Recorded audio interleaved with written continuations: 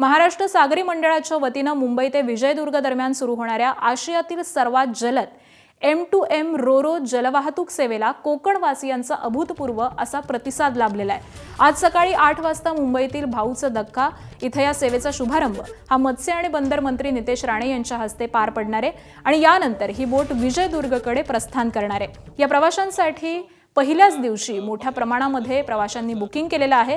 सुमारे 626 प्रवासी हे मोठ्या संख्येनं वाहनही वाहून नेण्याची क्षमता असलेलं हे अत्याधुनिक रोरो जहाज मुंबई ते विजयदुर्ग हे अंतर अवघ्या 6 ते 7 तासांमध्ये पूर्ण करणार आहे आणि यासाठी हा मोठ्या प्रमाणातला प्रतिसाद आपल्याला दिसून येतोय। सुरक्षित आणि आरामदायी समुद्र प्रवासासोबतच पर्यटकांना कोकणाच्या विस्तीर्ण अशा निसर्गरम्य समुद्र किनारा हा देखील अनुभवता येणार आहे। आणि याच संदर्भातले आपले अपडेट्स देतात आमचे प्रतिनिधी अभिषेक मुठाळ। अभिषेक, खरं तर कोकणवासियांना प्रतीक्षा होती की ही रोरो सेवा नेमकी कधी सुरू होणार आणि आज या रोरो सेवेचा शुभारंभ होतोय, कशा पद्धतीने प्रतिसाद मिळतोय? नक्कीच मागील वर्षी गणेशोत्सवामध्ये ही सेवा सुरू होईल असं सांगण्यात आलेलं होतं, मात्र अनेक तांत्रिक कारणं आपल्याला इथं समोर येताना दिसली।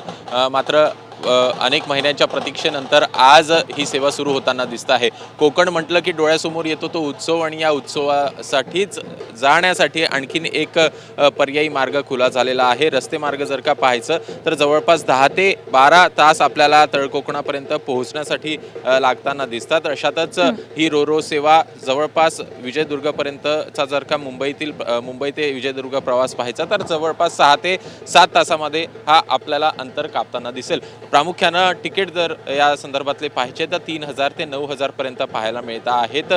एकूणच जर का रस्ते मार्गाचा प्रवास पाहायचा तर त्या तुलनेनं हा प्रवास थोडासा आपल्याला महाग पाहायला मिळतो आहे। मात्र सरकारकडनं काही या संदर्भात वायबिलिटी गॅप फंडिंग संदर्भात देखील काही भूमिका घेण्यात येते का हे बघणं देखील महत्त्वाचं असणार आहे। मात्र दुसरं एक महत्त्वाचं म्हणजे इथं आपल्याला 4 चाकी असेल, दुचाकी असेल ह्या देखील नेता येणार आहे आणि त्यामुळेच उत्तम अशी सोय देखील आपल्याला या रोरो सेवेमध्ये देखील होताना दिसेल। प्रामुख्यानं हा प्रवास जर पाहायचा तर तळकोकणापर्यंत समुद्र मार्गे जाण्यासाठी एकूणच पर्याय आपल्याला पाहायला मिळत नव्हता। हा एक पर्याय म्हणावा लागणार आहे जो खुला होताना दिसेल आणि शिमगा आहे, उत्सव आहे, होळी आहे आणि त्यामुळे मोठ्या प्रमाणात जे प्रवासी आहेत ते देखील आपल्याला आज पहिल्या दिवशी मोठ्या प्रमाणात बुकिंग याचं दिसतं आहे। जवळपास 626 सिटिंग आपल्याला कॅपॅसिटी पाहायला मिळते आणि त्या दृष्टीनं पाहायचं तर मोठ्या प्रमाणात सध्याला प्रवासी दाखल झाले तर थोड्याच वेळात आपल्याला याचं उद्घाटन देखील मंत्री नितेश राणे यांच्या हस्ते होताना दिसेल। नक्कीच, त्यामुळे अभिषेक, कोकणवासियांसाठी हा एक मोठा दिलासा म्हणावा लागेल। धन्यवाद या संपूर्ण माहितीसाठी। एबीपी माझा, उघडा डोळे बघा नीट।